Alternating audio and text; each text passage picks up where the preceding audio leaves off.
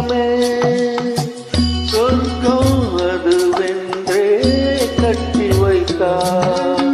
காணும் கனவுகளில் இன்பம் இன்பம் உண்மை அதற்கு வெகு தூரம் தூரம். காதல் என்றால் வேதனையா எங்கே செல்லும் இந்த பாதை யாரோ